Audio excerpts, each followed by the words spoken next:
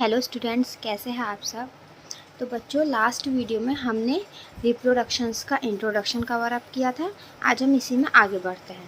तो सबसे पहले मैं आपको फिर से रिकैप करा देती हूँ कि रिप्रोडक्शंस क्या होता है। रिप्रोडक्शंस का मीनिंग क्या होता है कि जब कोई भी लिविंग ऑर्गेनिज्म सेम स्पीसीज़ के न्यू ऑर्गेनिज्म प्रोड्यूस करते हैं, ठीक है ना। तो ये प्रोसेस क्या कहलाती है? रिप्रोडक्शन कहलाती है। यानी कि एक ऐसी प्रोसेस जिसके थ्रू कोई भी ऑर्गेनिज्म अपने जैसे यंग वन, यानी कि अपनी सेम स्पीसीज़ के यंग वन प्रोड्यूस करते हैं, ये प्रोसेस क्या कहलाती है? रिप्रोडक्शन कहलाती है।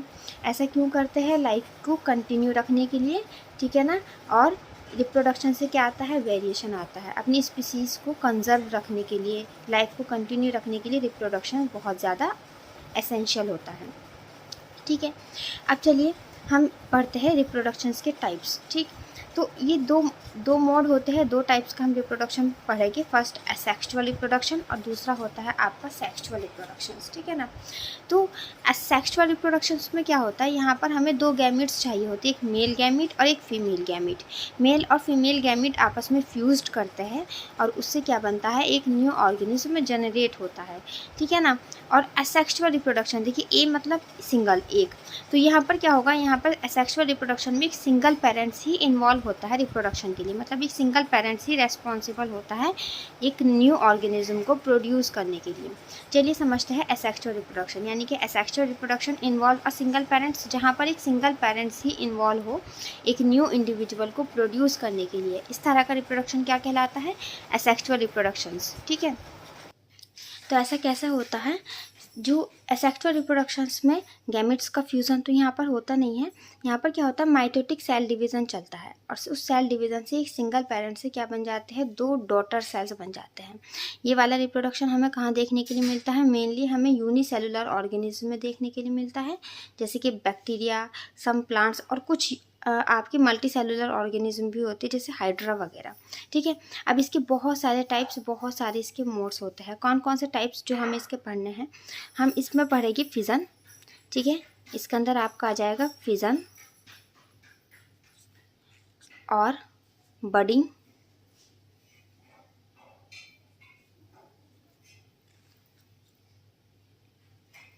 Fragmentation,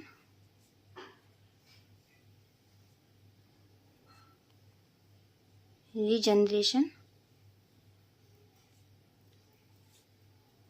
spore formation,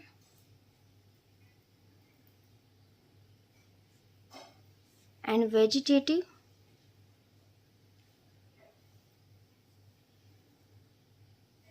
propagation.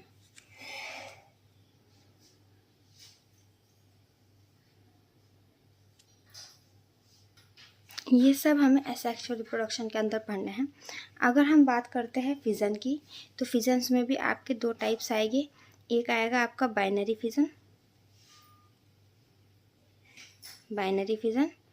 और एक आएगा आपका multiple fission. Binary fission and multiple fission, ठीक है। ये सब चीज़ें पढ़नी। तो चलिए स्टार्ट करते हैं। सबसे पहले हम फिजन की बात करते हैं। फिजन में क्या होता है? यहाँ पर यूनिसेलुलर ऑर्गेनिज्म आपका दो पार्ट में टूट जाएगा, मतलब स्प्लिट आउट हो जाएगा, और उससे क्या बनेंगे? आपके या तो दो या फिर दो से ज़्यादा पार्ट्स वहाँ पर बनेंगे। तो अगर कोई भी यूनिसेलुलर ऑर्गेनिज्म, ये फिजन हमें यूनिसेलुलर ऑर्गेनिज्म में देखने के लिए मिलता है, ठीक है। अब कोई भी यूनिसेलुलर ऑर्गेनिज्म अगर दो या दो से ज़्यादा अपने इक्वल पार्ट्स में स्प्लिट आउट हो जाता है, तो ये प्रोसेस क्या कहलाती है? फिजन कहलाती है। अब अगर वो स्प्लिट आउट होकर सिर्फ दो पार्ट में स्प्लिट होता है तो आपका कहलाएगा बाइनरी फिजन, और मोर देन टू पार्ट्स बनाता है तो आपका कहलाता है मल्टीपल फिजन। बाइनरी फिजन का एग्जाम्पल है आपका जैसे कि अमीबा, ठीक है ना। अमीबा, बैक्टीरिया सेल, ये सब आपके बाइनरी फिजन्स हैं। तो इसमें होता क्या है? जैसे कि ये क्या है? एक अमीबा की सेल है और इसमें इसका ये क्या प्रेजेंट होगा? यहाँ पर न्यूक्लियस प्रेजेंट होगा। अब होगा यहाँ पर बाइनरी फिजन में जो आपका डिवीज़न होता है वो न्यूक्लियस और साइटोप्लाज्म दोनों का डिवीज़न होगा। यानी कि धीरे धीरे क्या होगा? यहाँ पर इसका न्यूक्लियस, ऐसे दो न्यूक्लियस यहाँ पर बनने शुरू हो जाएगी, ठीक है ना। तो पहले न्यूक्लियर डिवीज़न होगा, ये न्यूक्लियस ही साइटोप्लाज्म में। सबसे पहले क्या होगा? न्यूक्लियर डिवीज़न होगा, फिर उस न्यूक्लियर डिवीज़न से यहाँ पर इस तरह से 2 साइटोप्लाज्म बनने लगेंगे। तो उसके बाद क्या हुआ, साइटोप्लाज्म का डिवीज़न हुआ। फिर ये जो है पार्ट, ये कहलाता है कॉन्स्ट्रक्शन, ठीक है ना। ये टूट जाएगा और यहाँ से बनेगी आपकी 2 डॉटर अमीबा बनेगी, डॉटर सेल बनेगी। एक अमीबा आपका ये रहा और दूसरा अमीबा ये रहा। तो ये क्या है, डॉटर अमीबा।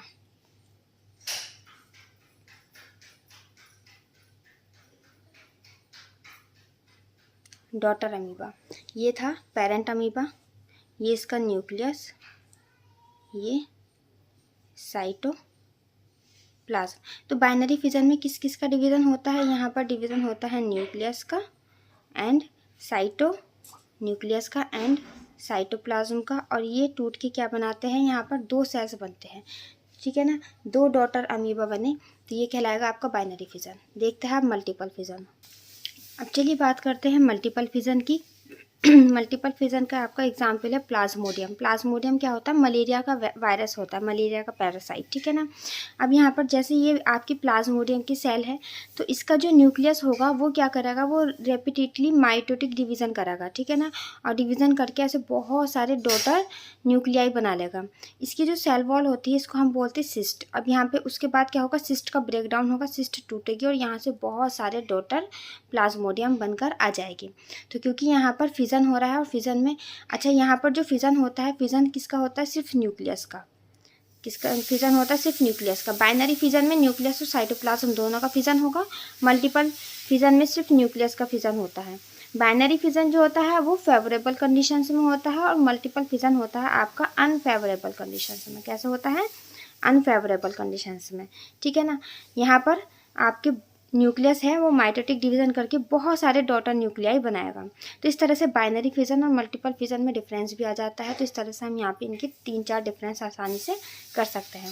अब चलिए नेक्स्ट वीडियो में हम पढ़ेंगे इसके बाद बडिंग।